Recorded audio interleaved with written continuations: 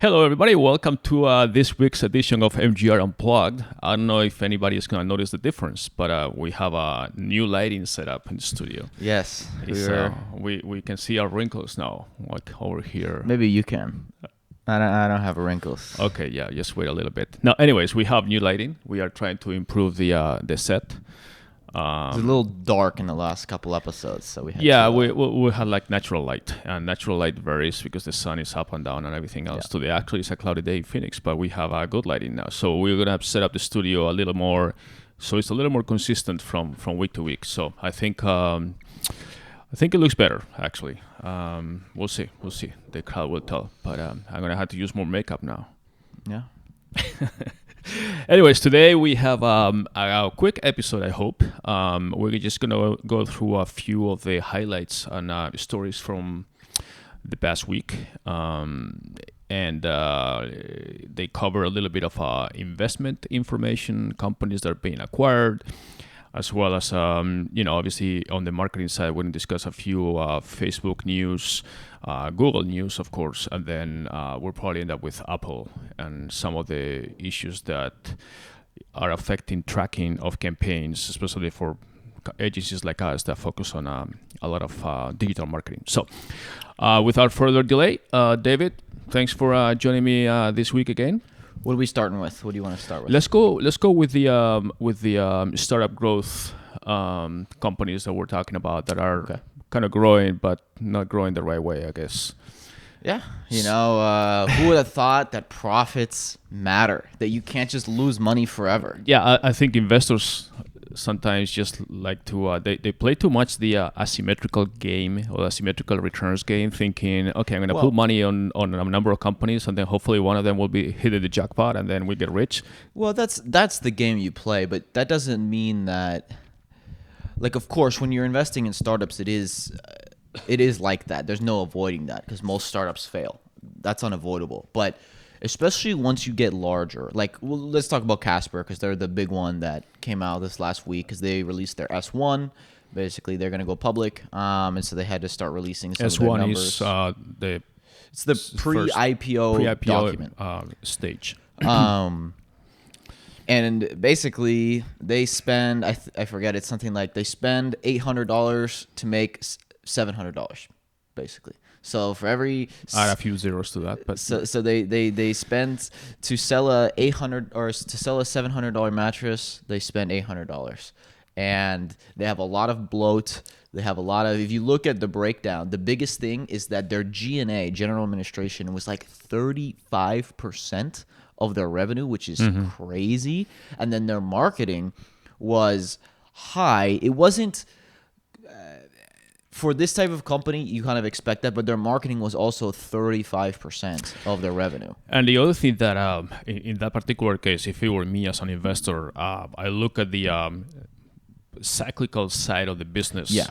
And the problem with mattresses, as we all know, is that we don't buy a mattress every week or every month or even every year. So it's almost like buying a car. You buy one, and then hopefully if you like the car, maybe in a few years, even longer years now, because the cars last a long time, then you buy another one. So it's not something you can expect to but have at least like cars, lifetime value. Cars people will buy when they don't need one just for the show or because they really want a car. And you have a lot of maintenance in between that hopefully you go back to a dealer, they sell you these warranties, upgrades, and so forth. Mattresses are like, I don't think people care It's not about a sexy mattresses. thing. I mean, you buy a mattress, and then once you have the mattress, it's like you have it for like whatever number of years. Some people don't remember to change the mattress until they have like severe back pain and say maybe it's the mattress, and then they buy another one. And they started advertising, or I'm not sorry, advertising, selling other products like pillows and stuff. But really, it's a tough space, and especially when you have to acquire so many users. And this gets into, because we're going to talk about Barstool Sports a little later, and some rumors about them, where we talked about last episode about building audiences around DTC so that you do not have to acquire every customer as you grow. And Casper is kind of the ultimate example of a company who just has to spend $800 every time they want to sell a mattress, and that's obviously, you just can't be profitable doing that. Right. And when you run out of money, what you do is try to go public, which is basically try to raise money. And usually that doesn't work very well, as we know from Uber, who basically did that, and they're still losing money, about $1 billion with a B per quarter, which is no small change. Yeah, I mean, it feels like a lot of these non-profitable companies are kind of hitting trouble all at once. Like, obviously we had WeWork, which there's not much to say. Everybody's talked about WeWork by now. They had to lay off a ton of people. Uber had to do layoffs this week. Also, Zume Pizza, a company that raised, like, I think it was $375 million, had to lay off about half of their workforce. And then obviously Casper hasn't had layoffs, but now they're trying to go public to raise more money.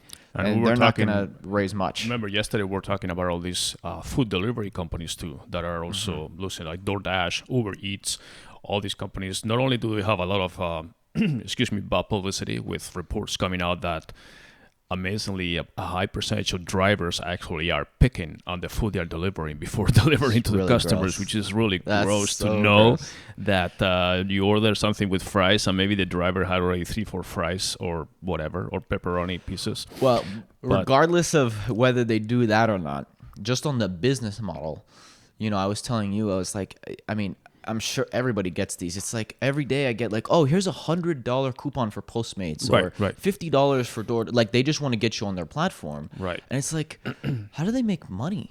Obviously, they don't. They don't is the answer. But, you always have to ask. Obviously, every startup, when you're a high growth startup, you don't make money in the beginning. That's understood. But it's this path to profitability. And more we are seeing companies not have a very clear path to profitability. And yeah, they're growing and they're doing billions in revenue, but they're not making money. Right. And eventually that comes down, because that means that they're just living off of investor money. But eventually the investor money will dry up and you need to be profitable. I would not be surprised if we start seeing a ton of down rounds these next couple of years from companies who are valued at this much, and now they have to go back to the challenging thing is that life. As we know, the economy has been growing for the last 10 years without any pullback, recession, whatever you want to call it. And if companies are actually having struggles now with this economy, imagine when things start getting a little tighter, when there's a pullback, a correction, or any type of stock market. This gets into broader global economics, but I think when you cut them down to it, one of the biggest factors here is interest rates are so low. So cash is basically free these days. It's never been easier to get access to capital than it is right now. Right. And on top of that, because there's such a thirst for yield for all of these investors, and VC particularly is a very kind of sexy investment. Everybody wants to say, oh, I invested in Uber. Oh, I invested in this company when they were worth 10 million and now they're worth... portfolio startup companies that I invested in. It's very sexy, but it's also very hard, okay? And most of them fail and fail spectacularly. That's kind of the game you play. But because there's been so much money going into that, I don't know that there's necessarily enough new great companies that are being founded for all that money, so you end up getting a lot of crappy companies getting money. And but the Casper especially, because WeWork and Uber and those have been talked about to death, but the Casper is the new one, and Casper will not be the only one. Okay, there's Casper, but there's lots of other DTC companies that are just burning cash very quickly to grow, but they don't have a path to profitability. That's the big difference. But I think because of what's happened with like latest major IPOs like Uber and WeWork actually never even happened. But I think investors are becoming a little more hesitant now when it comes to IPOs, especially valuation, the initial valuation. As we know, WeWork was a great example. That was like, I forgot if it was valued like at 70. What was the initial valuation for? It was like 60, I think. Yeah, 60. Then it was cut to 35, then 18, and then finally decided, okay, we're gonna cancel the IPO. But with these companies, Casper, we'll see what happens. I mean, I think there's gonna be a little reality check when you go there. If you're an institutional investor and Casper wants you to cut them a check for $50 million, you have to say, okay, but where's that money going? You guys did 300, I think it was around 350 million in revenue, somewhere around there, and they lost like 30 million. Right. But not only that, they have like no clear path to profitability at all. And they're gonna have to do layoffs. I mean, it's not a question of if, it's a question of when. Their G&A is 35% of their revenue. That's insane. Right. That's insane. And then you have other companies that are doing the DTC route, like we mentioned last week. Well, they are DTC, but they've even the troubling thing for them is that a lot of DTC companies, as they grow, start getting into retail, having their own stores. Casper's done all that stuff, and they're still not making money. You know, I think I don't know. I just think that the problem is, and there was a piece that I read about them that they've actually had multiple acquisition offers, and they in the past, and they turned them all down because the founders were obsessed with getting to build $1 billion revenue company. Right. And now they're at 300 something million revenue, about a third of the way there, which is very admirable. It's very hard to do that, but now they're at a point where it's like, oh, we're only a third of the way there, and we're probably gonna have to cut back. Like our revenues are gonna shrink because we're gonna have to cut our marketing expenses, cut our G&A. It's just, you know, like I said, it's like, yeah, profitability matters. Yeah. You can only be unprofitable for so long, and when you choose to lose money, it has to be very strategically, because you're either trying to gain complete market share like Uber. Okay, Uber, the reason they lose money is because they say we want to own the market. But Casper does not own the market. There's tons of other mattress companies, and there's nothing proprietary that they have about a mattress. You know, it's just a mattress. That's all it is. Yeah. All right. So you mentioned before Barstool Sports. I'm really not very familiar with that company myself. I thought they had like a podcast or something, or some kind of programming, but I'm not exactly sure. Oh, they're a huge media company. Right. As far as gaming and things like that, right? Or gambling, or they don't sports do betting or anything like that. Gaming as far as video games? No, like online. Yeah, so they do a lot of things. Obviously, it's Barstool Sports, so they do a ton of sports content. But in the last couple of years, they've been really smart in that they've been dominant and the number one as far as gambling and betting, sports betting content. Okay, because especially with the new law that got passed by the Supreme Court that basically said, okay, people can bet on sports now. They've been number one on that. They've got a huge audience that's really into sports betting. They do lots of other things, but the reason I'm mentioning the sports betting part is because there's rumors that I forget the name of the exact company, but it's basically a major gambling company that owns many casinos and online gambling sites is looking to buy them. Why are they looking to buy them? Because they understand exactly the issue that Casper is having, that Casper buys all of their customers, okay? And if they can buy this media company that has millions of viewers and millions of So bettors. how does that work? Do they have like a subscription service that you are betting, or you just sign up and just go For to like the casinos? No. With a Barstool right now. Barstool doesn't you don't bet with Barstool. They're just a media company, so they just say, Yankees Red Sox tonight, this is the line, this is our bet. Okay, blah, so blah, they blah. give you the information, but that you don't actually. Yeah, they do lots of content, lots of comedy. Anybody listening, just search Barstool if you don't know what it is, you'll find it. It's huge in the I don't know, probably 18 to 30 crowd, leaning towards men. They have much more female content now, but it's still predominantly men. But in that crowd, they're huge. I mean, I even see these days like Barstool bumper stickers and stuff when I'm out. And yeah, I know I've heard of them, but I never actually went to their site myself to see what they do. yeah, they have I'm not much into tons of betting huge either, so. podcasts. They have a huge YouTube channel. Their website, I mean, they do a great job. They sold the majority stake of the company last year to the Chernin Group, which is a major private equity company that actually, they're one of all the private equity companies. I think they're one of the smartest because they are acquiring a bunch of media X commerce companies that use media to sell. So is Barstool privately owned right now? Yeah, so it's owned by the Chernin Group, or a majority owned by the Chernin Group. And now the Chernin Group is in talks with this company to sell it. And then basically, but it could be, let's put it this way, Chernin, I think it was $100 million last year put in, or that was the valuation when they bought a majority stake. And there's rumors that a year later, this happened 1 year later, that they could sell for hundreds of millions of dollars. And that's what happens when you don't pay to acquire all of your customers. Barstool is a great example of a company who uses audience to drive revenue. You know, they have sponsorships and ads too, but the majority of their revenue in the future will come through commerce, not through ads. Mm-hmm. What kind of stuff, products do they sell, or what is it? Oh, they sell all types of stuff, mostly merchandise. Sports stuff and. Yeah, mostly merchandise as far as like clothing, hats. They have a lot of different lines that they have a lot of different brands that they've created. Like Saturdays are for the boys. I don't know if you've ever heard of that, but that's like a big one for like frat bros. And they started that. They have a new vodka, or is it vodka? It's some type of alcoholic drink that's called Pink Whitney, with a guy named Whitney who's an ex-hockey player who has a show with them. So they have all types of stuff. Alcohol. They even have a show, it's funny. It's actually decent. I watched a couple episodes of it. That's called Barstool Big Brain. And it's basically like a Shark Tank for Barstool.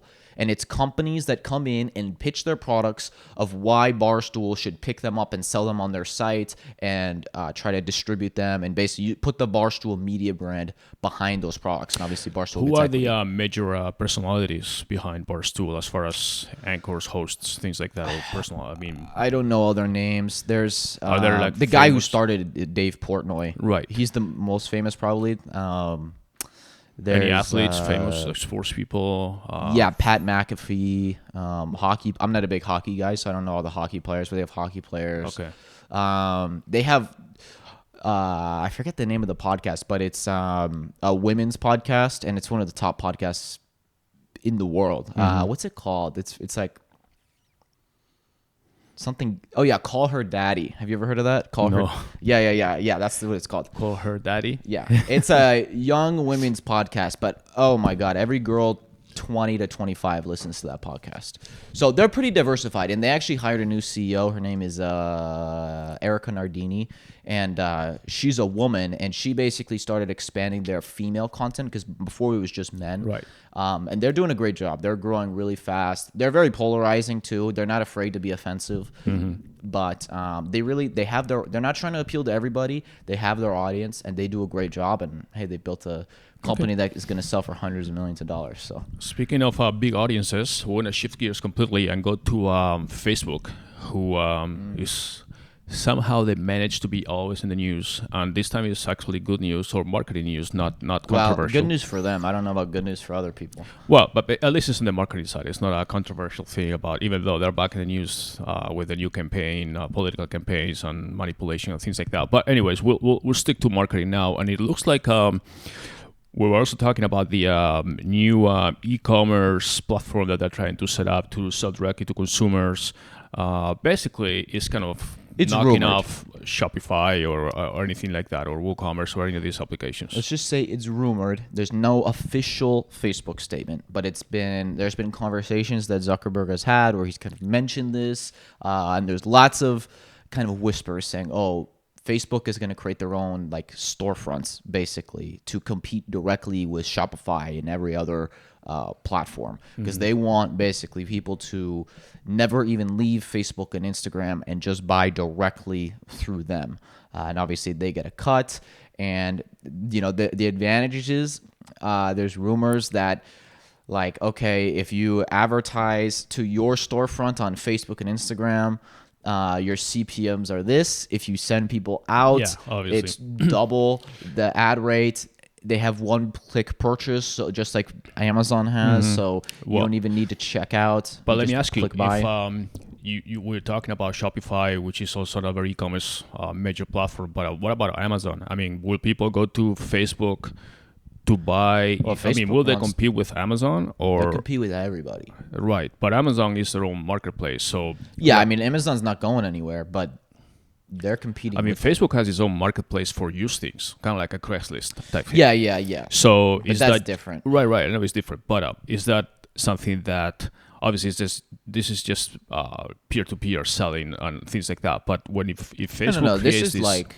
Right. Just like you make an Amazon store, you make a Facebook store, basically. Right. Okay. So, but do they have their own distribution warehouses? I don't know about like the logistics part. Okay. But basically, it makes... There's two sides of this. It makes perfect sense. If I was on the Facebook strategy team, makes perfect sense. 100% the right move. Now, for our side, which is we advise lots of D2C companies, the question is, do you create a Facebook, Instagram storefront? Maybe. I don't know. I'm afraid. This is the thing. I deal with Facebook all day long. I deal with Amazon all day long. I know it happens. I've seen it happen firsthand when you give them more and more control. Right. Because they just don't care about you. I mean, anybody who runs Facebook ads, I'm sure, has had trouble with ads getting approved, denied, accounts disabled. It happens all the time. Or not even on the ad side, also on the product listing. Everything. They that has to mislabel products, mismanage products. Anything that has to do with Facebook Ads Manager, there's issues all the time. So imagine if instead of your Ads Manager not working properly, imagine if your entire store is just down or gets disabled for some random reason, and all of a sudden your entire revenue source is gone. That's why I would not rely on them. I'm okay with, obviously Facebook, Jesus, these guys try to control everything, and they already have all the information about everybody that they want to, as far as everything. They have a huge amount of consumer and customer data, or basically people's data. So it always makes sense for them to just say, okay, well, now we want to know everything about people, but we also want to know what they buy, which is what Amazon does right now. But they kind of already know what people buy because they have to a pixels certain on extent. everybody's But I will site. never. All these things are fine. They're different channels. I can be on Amazon, I can be on eBay, I can be on all these other channels on third parties and advertise on Google and all that stuff.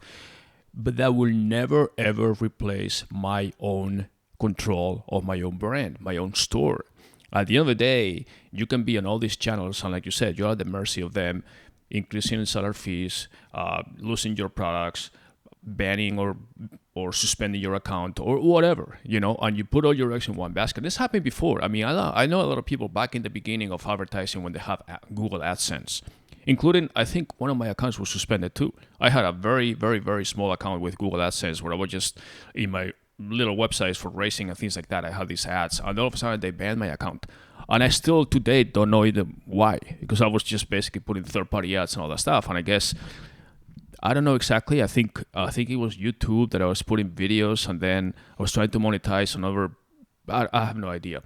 But anyways, they banned it, and they never explained it to you, because they say that if they explain it to you, then you can play the system or game the system and try to beat the tricks or whatever. So the bottom line is that use these channels as channels, but don't ever have them replace your own sales source, your own controlled e-commerce platform, which is whatever you have. Well, I see there's kind of two. I feel like we're at a fork in the road when it comes to commerce, especially e-commerce. And that is one direction, one path is the path of that Facebook and Amazon and Google want, where basically they just own everything. And so you have your Facebook and Amazon storefronts, and you buy your Facebook ads to promote your storefront, and your Google search ads, and you buy Amazon, and they own everything. So if you want an e-commerce company, you better give them 20 cents on the dollar or you're screwed. There's the other path that I prefer and that I think is certainly possible, and it's what I call distributed commerce, where actually and I actually, if you want to follow me on Twitter, you can follow me. I tweeted about this the other day. I made a thread about, as powerful as Amazon is and Facebook are, why they actually may be much less dominant over the next decade. Because I'll give a quick brief, and it's basically that you have to look at Amazon, for example. What are their advantages that they have that they're so powerful? One used to be their tech stack. So they made it really easy to create a store on Amazon. Now that's totally worthless. Everybody can make a store anywhere. You don't need Amazon. Okay, so that's gone. That's one advantage. Number two, they have fantastic logistics. They have, as far as 3PLs go, third-party logistics, Amazon FBA is the best by far because they have a million billion warehouses. Okay, but there's a lot of 3PLs out there now. They're getting a ton of fundraising. We talk about VCs. That's very commoditized. It's who can ship the fastest. Right. So that over the next decade will be commoditized. Okay, so that advantage is gone. What else do they have? The customer experience. Well, they don't actually have much of a great customer experience as far as the branding approach, right? Everything is uniform, looks the same. So all of these advantages are diminishing. And my point is, everybody's catching up. That's what happens. And my point is that as dominant as Facebook and Amazon, all these companies look, there is a path and there is 100% strategies and ways to win without them and to basically take advantage of them for yourself. So using Amazon as a customer acquisition channel for your first purchase, and then funneling them to your site. Using Facebook ads to not buy basically customers, but to buy an audience, and you take that audience away from Facebook. But that's the other thing that we were discussing last week about DTC companies, that you obviously, when you put your purchases or your product into Amazon, you never own the customer. They're actually making it much more difficult not to even see any information about the customer. So you're basically putting the money there. You don't know who you own or anything. It's funny because the other day I did order something on Amazon that required customization, kind of like a thing that you order and then you say, okay, you need to customize it, and then they'll send it to you directly. And when I did that, 2 minutes later, I received an email directly from the seller, because I just customized my order to tell me, hey, do you want it this way or that way? So I don't know if that's like a little loophole that can be worked out. No, you can do that. No Right, exactly. No, I understand. But I'm saying, if I wanted to own the customer, why don't I just list a product that requires some kind of customization in the order that says, okay, before you complete your order, you need to customize it. And then say, I want it this size or this size or whatever.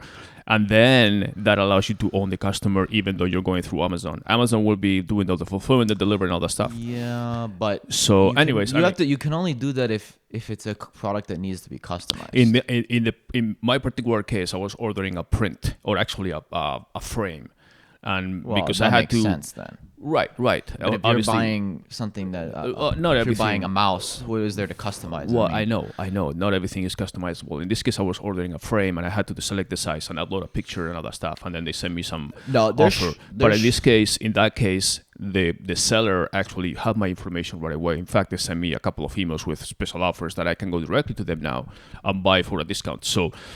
No, there's strategy. I'll give you an example. Okay, I'll give you one that we started doing for some of our clients. And that's basically, so Amazon has a new program called Amazon Attribution. Which is not available for everybody. It's available for registered brands. So if you're not a registered brand, if you don't have your trademark, go get a trademark. But if you have a trademark, you can get it. So it basically means that you can have, it's very similar to how Google does their attribution. You have custom links. But basically, a strategy that we've been doing is running third-party ads on Facebook and Instagram to Amazon using the attribution, acquiring, because the big thing that Amazon has versus an e-commerce site is, a lot of our clients, they get 15-20% conversion rates on Amazon. That's insane. You'll never get that on your own site. That's about 10 times the average, by the way. People, I wouldn't say 10. Yeah, normally you get more like 2-3% for any normal campaign, if that. It depends. If you're really good, you can get 4 or 5. But anyways, besides the point, 15, 20, you'll never get on your site. And people already have Amazon Prime. They know Amazon. There's no trust factor needed. So all of those things. We basically run ads with the Amazon attribution to Amazon. People buy, and then we get that. Then what we do is we take all the people who bought on Amazon the first time, we create a separate Facebook audience with that, and then we start serving them tons of different ads, trying to get them to go to our site instead of going to Amazon. Right. And so basically, and then you do methods to collect emails. There's all types of things you can do. Collect emails, there's a lot of little create strategies. Separate audiences.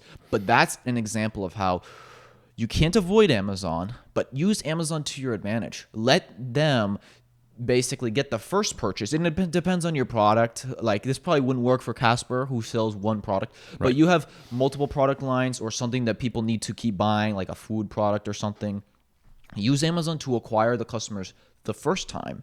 take that group, it's the same funnel thing. them, Right. and then send them to your site. Yeah, it's the and same. that's a strategy that works. Same technique that we use for our hospitality clients. When I say, okay, don't be afraid of the online travel agency. So we're gonna get into that later too, but use the OTAs as your lead generation, and then once you get the customer, make sure you're winning back once they get to your hotel. The first time you're gonna pay up to 30% fees to the online travel agency for the booking and all that stuff. You're gonna make little money, but then that customer ultimately is coming to your property, so then you have a chance to own them, and then next time they come, they book directly. So it's similar to that. I mean, it's basically the way it works. What I see the 2020s, the 2010s was won by the people who were really good and masters at Facebook marketing, Amazon all of these things, at mastering those platforms.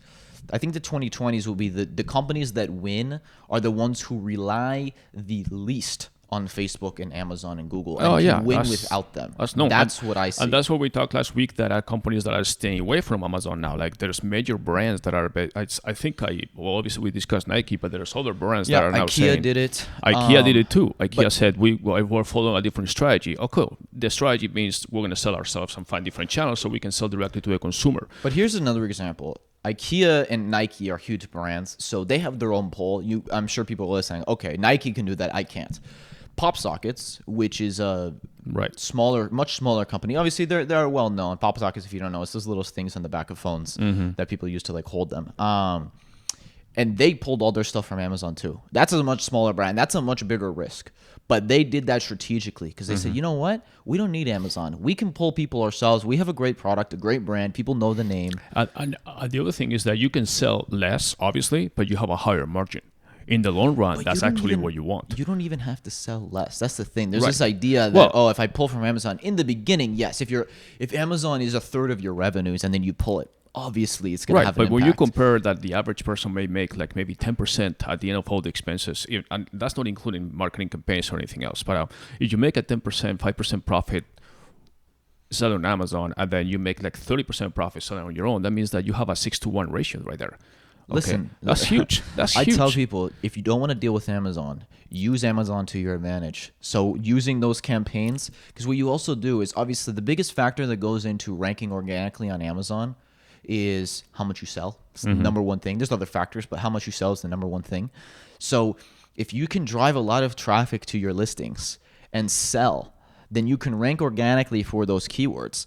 So then you're ranking organically. So you don't have to acquire all these customers. When people search for something in your product, you're first. You're acquiring those customers for free from Amazon's real estate, putting them in your funnel to buy from your site directly. And now you're getting a massive customer acquisition channel that's costing you much less than through Facebook ads or Amazon ads. Those are strategies that I mean when I say you can win without these guys. And not only that, you can take advantage of them. And the other thing, I mean, not all channels are going to be working the same. You mentioned different types of companies. Some companies will work better with Amazon and then plus Facebook or just directly to their site. Some other companies will probably prefer to go the Google route with more branding and more search traditional ads and then going to Amazon.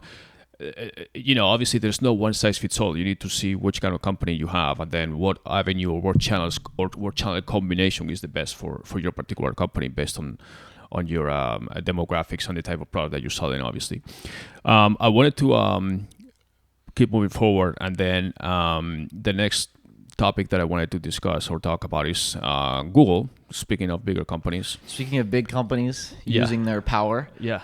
No, actually, this is actually Google. I don't know how many people are familiar with Google as a travel agency or pseudo travel agency. We call them in our podcast, in our industry, basically Google, when it comes to travel, is more what we call a meta search engine. A meta search means a search engine of search engines. So in other words, when people go to Google, let's say that we are planning our next trip and we're going to San Diego or something, and then you look on Google hotels in San Diego, you're going to see prime real estate right in the beginning with Google's actually search tool, which is their application or their travel application, and then below that you see all the paid ads from mostly online travel agencies, the Booking, Booking.com, Booking is the parent company, Hotels.com, Expedia, and so forth.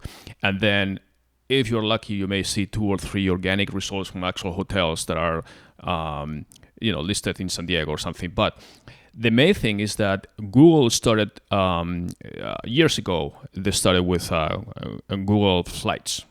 Basically, it was slash flights, where you could book your flight, and then they'll find from all the pool of airlines. You say, I'm going from here to there, round trip, whatever. They'll find all the airlines and give you all the flight information. Then they started with Google Hotels, which was similar, and then they started doing the same thing with hotels by pulling information from all the databases from the different, not just the online travel agencies, but also the actual hotels databases, booking engines. Then it became Google Travel, and then they started combining all those into a single application. So just last month, actually, and this is whenever you listen to this, I'm referring to January 2020, they launched a new version of Google Travel. You can go to google.com/travel.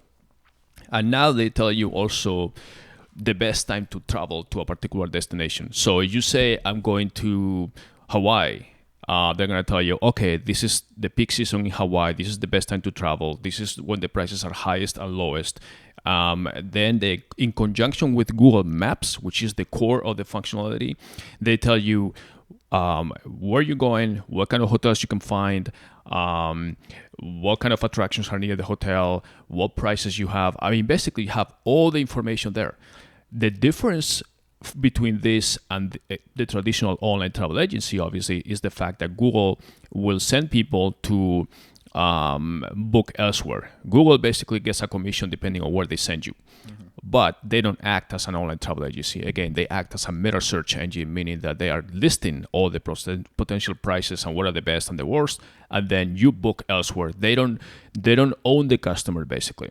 So the losers in this case are more the online travel agencies than the actual hotels, because the online travel agency is going to find that a customer is coming from somewhere else, and then they may end up booking directly in the hotel. The hotels now have the ability to say, hey, we have more control now. We're going to put more money into this because, we're going to spend the money on advertising our hotel and promoting it, but then ultimately the customer is coming to us. And we own the customer, we can book, and then we can do everything else. They can book direct, which is the big campaign. The online travel agencies now are losing that direct traffic, and they themselves are also paying Google to be advertising. The other real winner in my eyes is TripAdvisor, because what's the difference between TripAdvisor and like Expedia and those other companies? TripAdvisor is also a meta search engine. Yes, but what is the advantage that they have? Is that they have an audience. They have tons of content on their site, and they're almost like Wikipedia for hotels and travel. And so they have a huge pull that they obviously spend a lot on ads, don't get me wrong, but they don't need to only rely on that. Whereas Expedia just gets their people through search ads. Basically. Expedia is basically the traditional online travel agency, just like it's Booking.com and so forth. So the challenge is that people are they've been saying forever that Google will basically just put the online travel agencies out of business. Yeah. If your entire business relies on Google, you're in trouble. You cannot put yourself in that position. But the thing is that the tricky thing is that the online travel agencies are right now spending billions of dollars. Expedia spends, I think, about a $6 billion budget in advertising on Google. So obviously Google has to play this very carefully, because they don't want to say, oh, Expedia, we're going to put you out of business. People are going to book, and then we're going to send people elsewhere, because they also rely on that revenue from the online travel agency. So Google keeps saying that that's not their intent, that they just basically want to create a more even playing field. So the guest or the traveler or the user of Google is ultimately the winner, where they're going to find all the real information no matter where it comes from. And Google is like the filter that selects, okay, you're trying to go to San Diego, we're going to select what are the best options for you. And they act like the selector and the filter, saying, okay, this is your best options. But the main thing with the travel right now is that with all your trips, which is the improved application right now, is that if you are logged into your Gmail account or your Google account, then they can put together all your history. You can actually opt out of that. But the main thing is that Google can now keep together all the data from you as a traveler and saying, okay, you like this thing, you like this kind of destination, you shop at these places, and then they will select what they show you based on your particular history, as opposed to just randomly saying, this is everything, So some people say that, but that might be a little intrusive and creepy, like saying, oh, that I was looking for San Diego or this or that. Or some people may say, no, that's actually convenient. This is basically making my search, instead of spending 3 hours on multiple visits to multiple websites, I'm just going to go now, and Google has basically cleaned up all the garbage for me, and I'm just going to go to maybe 6 different selections, So, that's actually important, and we'll see how it ships up, but it just started. And the moment Google announced that, online travel agencies stocks started going down, and then they're in trouble. Online travel agencies are not, their only business model is based on advertising. Well, let me tell you, if Google, I understand that they make a ton of money through these companies advertising with them. But if Google says, okay, yeah, we're going to lose that revenue, but we're going to make way more because now we're going to get a commission on every damn hotel booking in the world, they'll do it. They don't care. Yeah, they're going to do an analysis and say which route makes us more money, and if the route that screws over Expedia and Booking and all these companies, they'll do it. Well, all you have to see is even if I pay for an ad, if I'm a hotel or I'm an online travel agency and I pay for an ad, you will see that no matter how much you pay, no matter how much you bid, right now you say hotels in fill in the blank, any city, the top section of the prime real estate on your webpage is going to be Google search tool, where it's going to list you all the hotels, and then you click there and you're going to see the listing of all the rates so you can compare.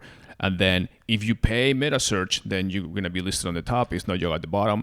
But that's the game they're playing. Let's put it this way. Expedia knows that, okay, let's say for a booking that costs, for easy numbers, okay, this booking is $100. We're going to get 25 of that, so we can spend 15 to get this booking. Google says, I always say that 15 goes to Google, but Google says, right now we're getting 15. If we just cut Expedia and took the commission ourselves, we'd be making 25. Okay, Expedia, thank you very much. I know you spend billions with us, but we're just going to take the commissions ourselves. Bye. Yeah, exactly. That's where I'm saying that I think the winner actually is the hotel. The hotels themselves. I think it's both. Google is always going to win. Obviously, they don't do it to lose. But I think the winner in this case is if hotels are smart and they start, specifically independent hotels, the bigger brands, the Marriotts and the Hiltons and all these other brands, they still have a major advertising power and obviously with their own websites as well. But the independent hotel now has a better advantage of being able to be listed, and then if they know how to attract a customer and make the booking experience seamless, that's the key part. Because what happens is that when people go to the hotels, then the hotels spend a lot of marketing and this and that, and their website usually is like way, way below par. They're like basically 3 generations behind as far as bookings and booking engine and the seamless process or the frictionless process of completing the booking. And then at the end, the guest gets all confused and says, okay, well, this is not the rate that I saw. I don't know exactly what I'm getting, or this or that or whatever, or it's not even mobile friendly. And then they book with another online travel agency or the advantage that OTAs have is that versus what a hotel could not do is that with an OTA, they can bundle things, so you can get your hotel, your flight, rent a car, do all those things in one place. So that's Google. That's what I was getting to. That's the advantage that they have versus like just booking directly with a hotel. But Google now, if they have Google hotels and Google flights, and then they add Google rental car. Not only that, Google is also adding now vacation rentals, which is kind of like a pseudo Airbnb, which we haven't even mentioned that. Because also on top of this, to add another caveat to this situation, you have Airbnb, who started with peer-to-peer rentals. And now they also added luxury rentals, and now they're also adding experiences and everything else. And they purchased Hotel Tonight, which is like a last-minute reservations engine for hotels. So Airbnb is also allowing boutique hotels to list their rooms if they want to be listed there. They have to be unique and blah, blah, blah. They don't allow big chains, but any independent hotel can do it. Then you can have luxury rentals, and now you also have basically all the experiences and everything else. So the hospitality, the online booking world is evolving rapidly. Yeah, it's basically what happens when companies get really big, like Airbnb, and obviously Google's massive, and then they need to continue growing, and they need to keep gaining market share somehow. So, or maybe they've maximized the market share in this area, but now they say, okay, well, we still need to keep growing our revenue. So, hotels, we can get into that. And then Airbnb the other way saying, we're maximizing, we own the world's, home rental vacation thing, home sharing, whatever you want to call it. They pretty much dominate that market. There's some smaller competitors, but now they say, well, how about we start encroaching on the hotel market, which is huge too, because that's even bigger than our whole company is. That's what happens. All these companies. And that's why we talk about owning your customer. What is the common denominator of everything that we've been talking about for the last, 45 minutes? Is basically the importance of owning your customer data. Why is Google able to do all these things? Right. Because they own billions of customers. They're basically owning the customer. They know that if you are talking on Gmail about this, you go on Google Maps and are searching for this location, and you go on Google search and search for these hotels or something. If you're on they YouTube know exactly, watching videos about what to do in San Diego, whatever. They know exactly what you want. And then they're putting what is going to be the highest percentage chance of you booking that hotel or that destination or renting the car or flying to this place. So they know everything about you, just like Facebook does, just like everything else. So the key part is like when you have these major companies that are knowing everything about you, whether it's the Googles, the Facebooks, the Amazon, yes, they're going to always be on top of you and selecting your customers. But the key part for every company, I don't care how big or small you are, hotels or non-hotels or products or widgets or whatever you sell, get that customer through the door however you get him, and then own him from there on. Just use them as that your sales agent, which is where they are, and then they're going to charge you 10, 15, 20, 30% to bring a customer to you. But for God's sake, just make sure that you own them from there on, and then you can benefit from all the customer lifetime value in the future. And then we'll never go back to Google. They will just call you directly, go to your website and says, hey, I'm coming back. That's and this the key isn't part. Anything new. It's not. This has been It's around not. for a long time. It's just in digital, there's different ways to do it. It's not. It's the classic Big Mac strategy. Right. McDonald's bringing you in with the $1 Big Mac. They don't make any money, but you buy the fries and the shake where they have a ton of margin. That's how it works. And then you keep coming back because they have the cheap Big Mac, and your kids get the Happy Meals and the little toy. They know what they're doing. It's just now more than ever, it's important that companies realize that they cannot be using yesterday's marketing techniques for tomorrow's profits. And not just they that, they need it's to the be very long-term agile vision. and be able to pivot rapidly to go with the market trends. It's the long-term vision because, I always say that Facebook ads and any type of short-term ad is like a drug. It's going to give you that quick fix, that quick revenue so you can see instant results. And that's fine when you're starting. When you're a smaller company and you say, right now we just need to get to 1 million in revenues and then we'll worry about it scale from there. I understand, because that's the revenue you need to stay in business. And so in that case, go for it. Go for your quick fix. But when you're trying to build 10, 20, 30 plus $1 million companies, you need to have a long-term vision. The quick fix is not going to do it. Yeah, patience is key. Nothing is going to happen overnight. So last topic for today, I promise. Apple. Forgot about this. We go from Facebook to Google and now Apple. Well, we have the trifecta here. But so Apple, speaking of campaigns and tracking, we know about ITP. It's been around for a while. They started with a version 1.0 or something, and now they're like 2.6 or something. Yeah. Basically, ITP stands for Intelligent Tracking Prevention. Tracking Prevention, which is basically blocking cookies from Safari, which is their browser. When you are basically browsing on Safari, they're trying to, or they're blocking actually cookies from previous places that you visited, so the advertisers don't know exactly what you're doing, and then they don't place the ads right directly to you. Yeah. Basically, privatizing your browsing experience. So right now they set it up so that basically tracking is, if you're familiar with, like, if you're running a Facebook ad, it's the retargeting of that. The third-party cookies are deleted after 1 day of a view and 7-day click, basically. Whereas, with Facebook, normally you might have like a 28-day click, but they cut that short, basically. Now, so that means that if someone clicked on your ad 7 days ago and went to your website on Safari Mobile, obviously, Safari Mobile is a massive amount of the customer base. It's the number 2 browser, and it's mostly obviously because anybody of who has an iPhone, and especially because digital marketing is more and more mobile these days, is a big deal. And so basically, if someone clicks on your ad and then doesn't buy immediately and then goes back 10 days later, you have no idea that it's the same person, and you have no way of retargeting them. It's impacting majorly. And there's certain solutions to get around this, but it's something that not enough people are talking about, that they really need I don't to think be. I don't think a lot of people understand actually. Yeah, I don't think they do. The implications of this. As you were saying, David, most of the conversions, and by conversions mean the buying, the decision to buy something, and it doesn't matter what you're buying, never come the first time. Only like 98%, it's a very small percentage. 97% of the people that actually click on an ad and go to check something that they were advertised will leave without buying. So only about 1-2% of people actually go all the way and they buy something. So the conversion of the purchase happens after like 2, 3, 4 times that you see the ad later, or go back to the website or get an email or some other remarketing campaign, and then you finally say, yes, now I'm going to buy this. So that happens because of the cookies and everything else. So those cookies, as you said, they are like either 1 day or 7 days. You have a conversion window that you can control. And that's what allows the marketers to learn more about the potential customer and sell them. And that's where most of the return on your investment or your ad spend happens in that conversion window through the remarketing.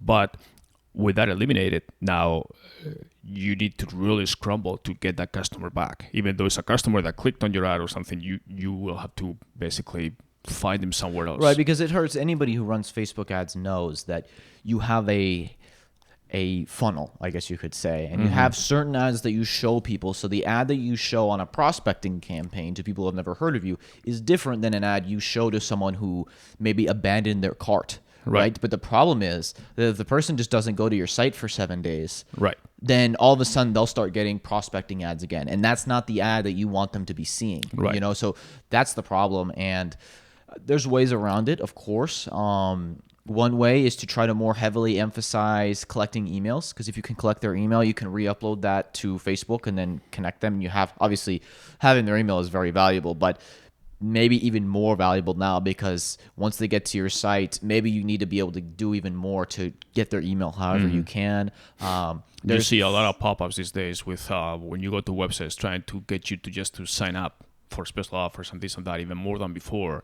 Because of that reason, they just want to own you at some point instead of for the lack of tracking. Then there's also first-party cookies, but obviously, you know, these things get very difficult and technical, and it's hard especially when you're running like multi-channel advertising and you have ads on Facebook and Google and Snapchat and Pinterest and XYZ. It's like, it gets really hard to track all those things without this ITP. So now when you throw this in, it just makes everything a convoluted mess. Yeah, and like you said, there's some patches to that you can do that are too technical for the scope of this podcast, like on the server level instead of the browser level and so forth. We're not going to get into that. If anybody's interested, they can contact us directly.